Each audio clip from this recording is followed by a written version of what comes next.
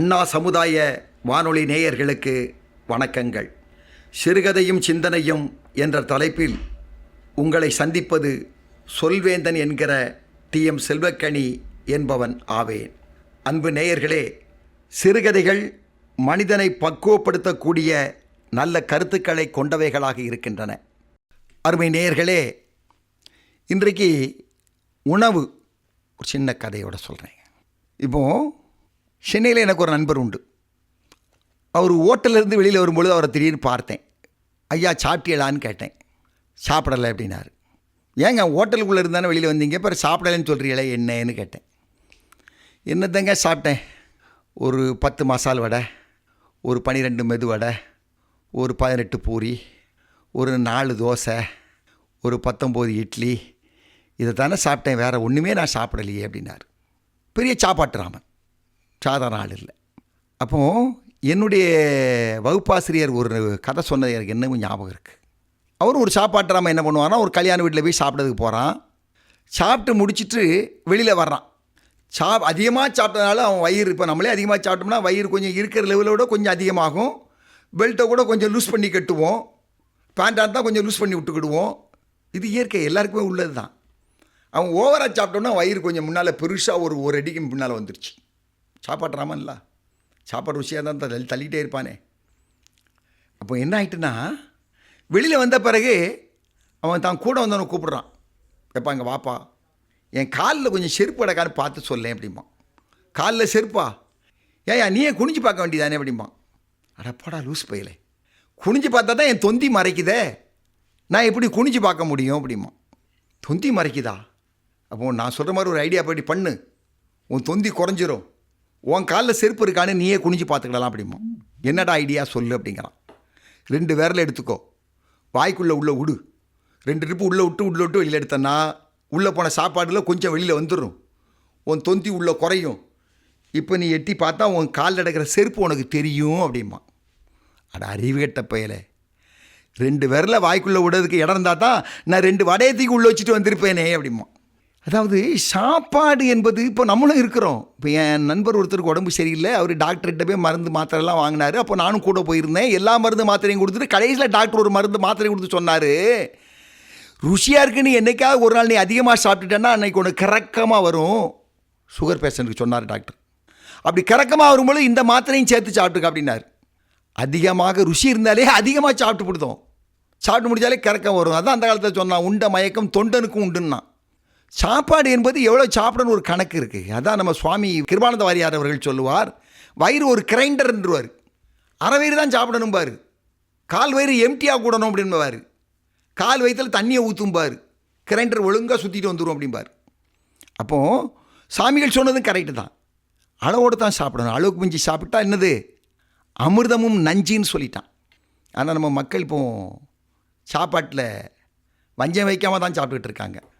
அது பெரிய குறைபாடில் கொண்டு போய் மனிதனுக்கு விட்டுரும், பல நோய்களை அது உருவாக்கி விடும். இதுதான் உண்மை. அப்போ செல்வராஜன் ஒரு வாத்தியார் இருந்தார். பாவம், அந்த மனுஷனுக்கு ஒரே ஒரு பையன். அவர் மனைவியும் இறந்துட்டான் இளம் வயசுலே. பாவம் பையனோடையே வாழ்ந்துட்டு இருக்கிறாரு. எல்லா உயிரினத்திலையும் நல்லா பாசமாக இருப்பார். பாரதி சொன்னது போல் காக்கை குருவி எங்கள் ஜாதின்னு சொன்னது போல் வீட்டில் பூனை ஆடு எல்லாமே வளர்க்கக்கூடிய ஒரு பக்கம் உள்ளவர். ஆனால் அவர் என்றைக்கு படுக்க போனாலும் அவர்கிட்ட அவர் பூனை படுத்து கிடக்கும். அவர் காலை நக்கிக்கிட்டு அவர் கால்கிட்டே படுத்து கிடக்கும் பூனை.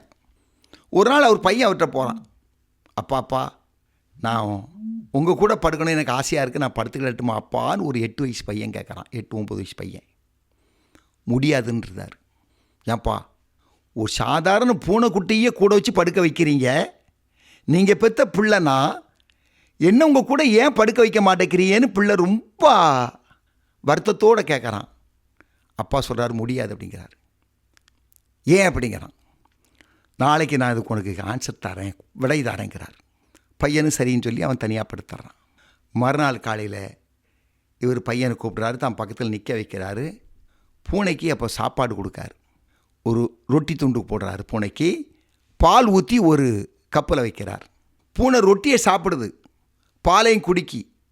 தேவையான ரொட்டியை மட்டும்தான் சாப்பிடுது, தேவையான பாலை மட்டும்தான் குடிக்குது. தேவைக்கு மிஞ்சிய ரொட்டியை அங்கே விட்டுருது பூனை. தேவைக்கு மிஞ்சிய பாலையும் அந்த கோலையிலே விட்டுட்டு பூனை உண்ட சுகத்தில் தனியாக நின்று பாசத்தோடு தன்னுடைய எஜமானை பார்த்து கொண்டிருக்கிறது. மகனை கூப்பிட்றார். இந்த பூனை என்ன செஞ்சது பார்த்தியா அப்படிங்கிறார். நான் ரொட்டி துண்டு போட்டேன், நான் பூனைக்கு பால் கொடுத்தேன், தனக்கு வேண்டியதை மட்டும் அது சாப்பிட்டுட்டு எப்படி சந்தோஷமாக நிற்கிது. அதுக்கு எந்த நோயுமே கிடையாது.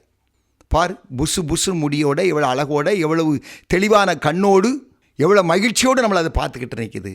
நீ அப்படியா செய்கிற? எங்கே உன்னை கூட்டிகிட்டு போனாலும் இதை வாங்கித்தாங்கிற, அதை சாப்பிட்ற, அதை வாங்கித்தாங்கிற, இதை சாப்பிட்ற, அந்த வடையை வாங்குங்கிற, வடையில் எத்தனை வகை கேட்க, ஆமை வடைங்கிற, மிது வடைங்கிற, பருப்பு வடைங்கிற, மசால் வடைங்கிற, எல்லா வடையும் சேர்த்து ஒரே நாள் மகனை சாப்பிட்றியப்பா. சாப்பாடு அளவுக்கு மீறி சாப்பிட்ற, கண்டது களியெல்லாம் சாப்பிட்டு சாப்பிட்டு சாப்பிட்டு உனக்கு எப்போ பார்த்தாலும் இந்த நோய் அந்த நோய், சளி பிடிச்சிருக்கு, ஜலதோஷம் பிடிச்சிருக்கு. ஐஸ்கிரீம் எவ்வளோ ஐஸ்கிரீம் சாப்பிட்ற, பாட்டலாக எத்தனை கூல்ட்ரிங்க்ஸ் குடிக்கிற, எல்லாத்தையும் குடித்து இந்த வயசுலேயே உனக்கு எவ்வளவு உடல் குறைபாடுகள் வந்திருக்கு. இந்த பூனைக்கிட்ட இருந்து இந்த பாடத்தை நீ கற்றுக்கொண்டால் உனக்கு எந்த நோயும் இருக்காது. நான் அப்பனாக இருந்தாலும் கூட உனக்கு ஜலதோஷம் பிடித்திருந்தால் உன்னை என்னோடு படிக்க வைத்தால் அந்த ஜலதோஷம் என்னையும் வந்து சேரத்தானே செய்யும்.